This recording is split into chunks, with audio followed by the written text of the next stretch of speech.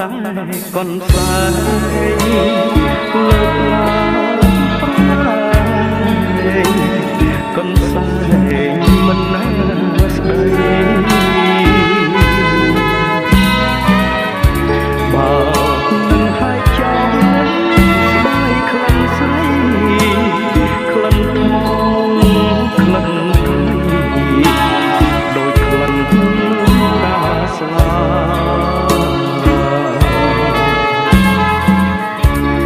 វាចា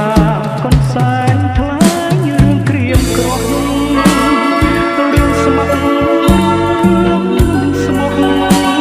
ស្នាមអើសា